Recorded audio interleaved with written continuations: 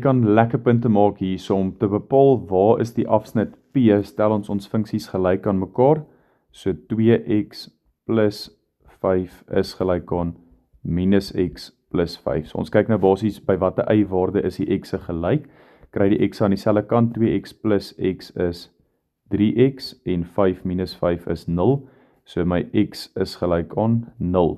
En nou gaan stel ek daai x is gelyk aan 0 in enige een van die twee funksies om te kyk wat is die y-waarde waar x 0 is. So ek vat sommer basies vir fx of sy y is gelyk aan 2 mal 0 plus 5.